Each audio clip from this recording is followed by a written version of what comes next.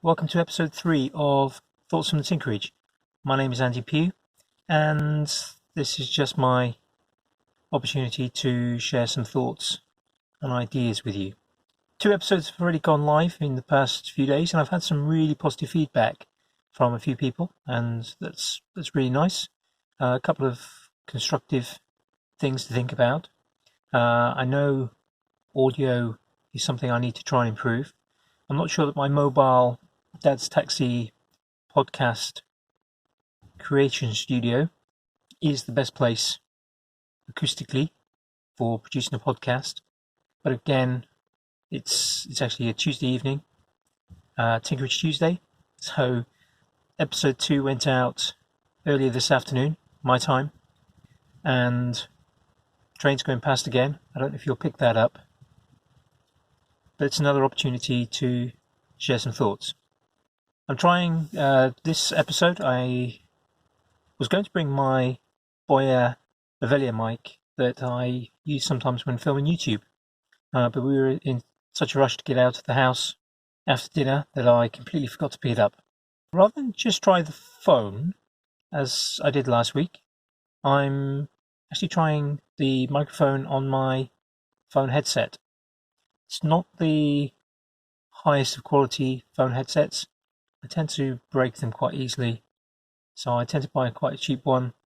My hearing isn't as refined as it was once, so they're ideal, and hopefully the microphone will do the job. I have done a little sound check, and I think it's going to be okay. Hopefully it'll be consistent. I'm hoping the microphone isn't going to rustle on my scarf too much, but please do give me some feedback.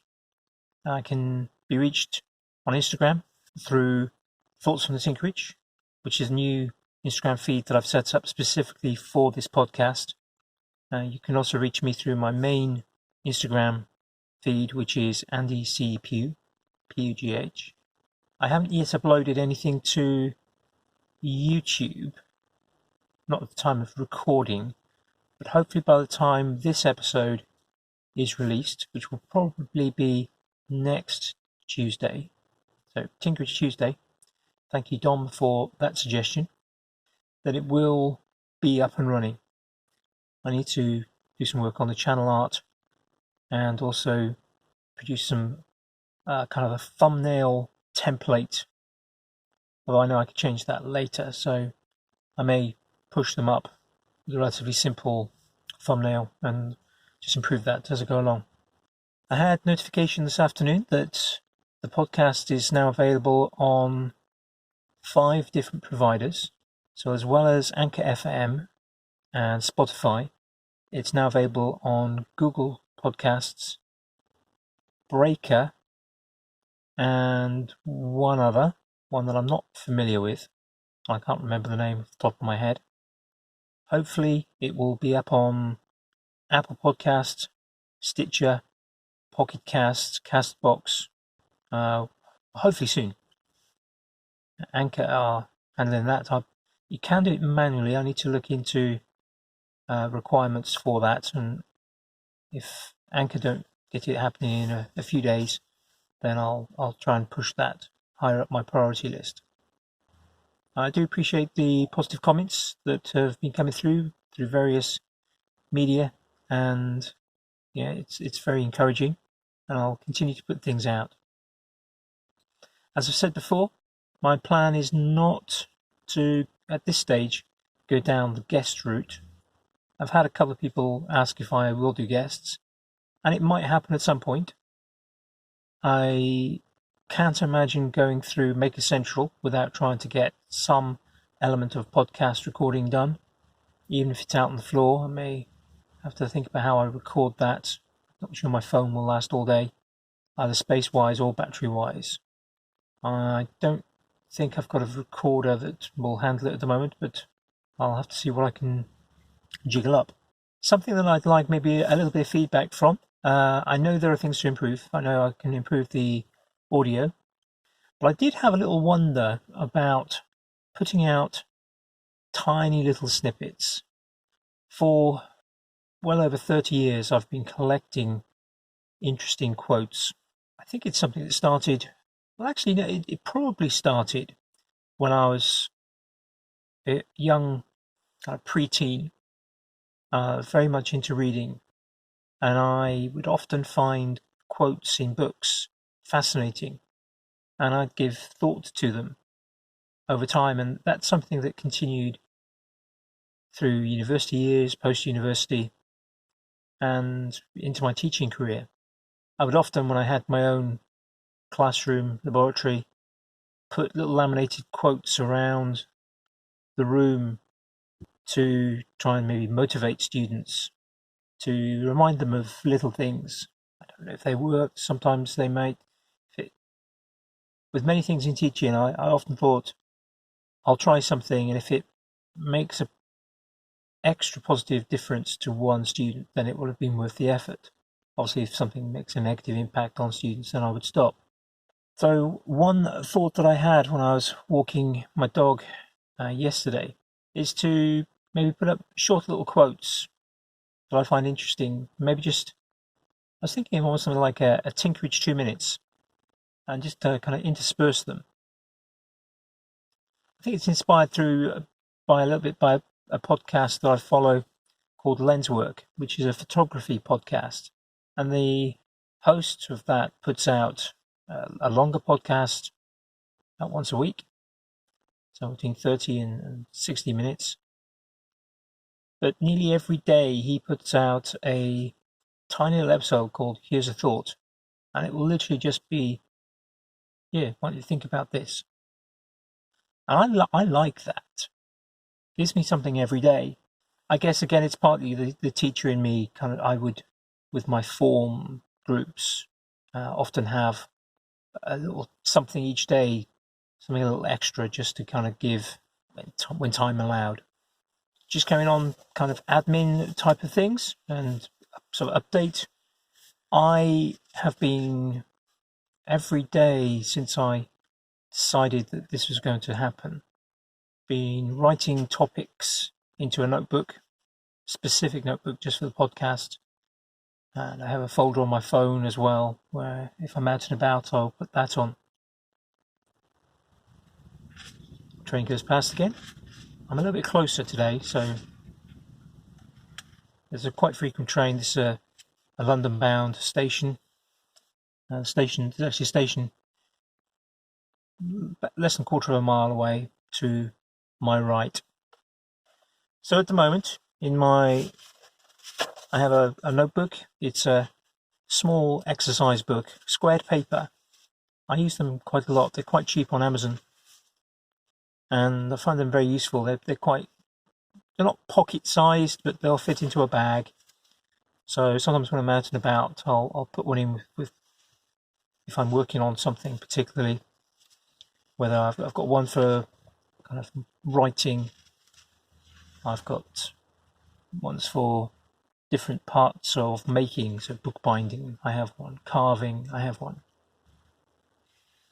I have others for things like photo editing skills, web-based skills. So if I'm doing some sort of course online, I'll make notes in the notebook. So at the moment I've got 4 pages in the notebook plus some on my phone, which I haven't transcribed over yet, of ideas. So that's probably over 80 topics. I've covered the first 2. What does Tinkerage mean? And my maker journey. Deciding the order for the next one is quite difficult. I have found that every day I will have some sort of interaction, either in Meet World, the real world, or online, that will give me something to think about. And some of those are worthy of an entire topic, an entire discussion. Some of them are only really tiny little snippets. Some of them are going to take a lot of thought and development. I've got several on the list that I could probably talk for an hour or more without really any preparation. They're topics that I I've thought a lot about, the topics that I'm interested in, the topics that I've maybe read a lot about. I sometimes see a need for saying something to somebody, and that's something that I try and do. Something I will discuss in detail is my reasoning for doing the podcast. I think I have things to share. I want to share. And following on from what I said earlier, if one person gets one thing that maybe makes a really positive difference in their life from something I've said, then to me, even if I don't know about it, that will be worth it. Obviously, it'd be really nice to know that maybe something I've said has made a positive difference to someone. So if that's you, maybe if you start to think about something in a different way, a more positive way, maybe if something I say helps you out of a little bit of a shallow point, I'd love to hear about it. This particular episode, I think I might split into a couple of parts. And the first one I want is a follow-on from the last episode. So last episode, if you haven't listened to it, episode 2, I shared over about 45 minutes my maker journey, a summary of my maker journey. There were some things that I left out. One, for example, before I was 11, I had read the encyclopedia set that we had at home. I was kind of always just swallowing information. I was constantly reading. I'd be watching TV at the same time as reading. And we had a set of encyclopedias. I can't remember how many parts it was now, but it was several feet long, this set. It wasn't Encyclopedia Britannica. We didn't have that. That was far too big and too expensive. But each volume was probably a couple of inches thick and probably about a foot high and maybe 9 inches wide. So big volumes, small text. And I kind of just sort of swallowed those. We had a magazine subscription for a while, one of these sort of magazine sets called The Joy of Knowledge, that covered all sorts of things from geography and history, politics, but also science and engineering. And again, I devoured the information within those. And we also had a set of books about DIY, engineering, craft. And this was an old set of books. It was, I really don't know the age of it. This would have been in the 1970s. They were probably 20 or 30 years old at that time. Certainly it was kind of lots of black and white pictures. They weren't the 1970s styles books at all. Hardback, multiple volume set, heavy books. And I devoured those as well. We also had a set of books. They were around, small little books. I cannot for the life of me remember, and I've found them once online as a series, but have struggled since. And I've never seen them in sort of second-hand bookshops. Again, partly their age. Quite small little books, probably about A5 sort of size, that were like project books. I remember them being kind of having a blue colouring to them with kind of images of the projects on the front. They all had a similar sort of style. They weren't particularly thick. They were fascinating books. We had a few of those, and I used to devour them. And at the back of each one, there'd be a list of all the other books. I can remember sort of ticking off the ones that I wanted to try and find and read. There were things like, make your own radio. So there were things like that. And I was a Cub Scout and a Scout, so we did making things amongst that. And pioneering, so using poles and lashing to create structures. So I missed out a few things like that. And a few others along the way. But I think you got the general gist. And that was my maker story, and it's very personal to me. It's absolutely unique, and I just wanted to share with people that your maker journey is your own journey. I'll talk about comparatinitis at some other point because it deserves a topic amongst itself. the idea that, for example, when we look at Instagram or Facebook or YouTube, we forget that we're looking at a curated feed.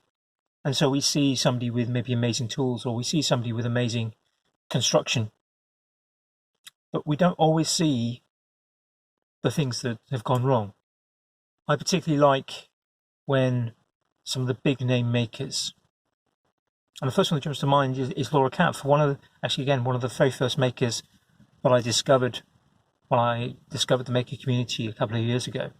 She's been interviewed, possibly on Making It, and so I found her work. I think it was when she was in her not last workshop, or even I think it was the workshop before that, or even her first workshop when she went on YouTube. And several times she has shown her mistakes. And that's a really important thing. You see somebody's feed on YouTube or Instagram, and you see the final finished thing. You might not see the 3 that have gone on the fire. You might not see the return trip to the timber store to get new material. You might not see where they've re-welded a joint, ground it down and painted it so it's now invisible. So when you're thinking about your maker journey, and I would encourage you to do that, I would encourage you to actually sort of maybe sit down and think about where you are with your making. Maybe you're just starting out. Maybe, as I saw in a Facebook group earlier today, somebody saying, I want to do some woodworking. What do I need? How do I start? And that's a start for many makers. They have a need or a want, and they try to fill that gap. So maybe, at some point, sit down. Think about your maker journey. When did you start? Did you start when you were very young? Were you making things with Lego? Were you sticking lollipop sticks together with PVA and making castles? Each one of us has a different journey in our making careers. Each person has progresses at a different rate. There are, of course, some people who've made making their education and their careers.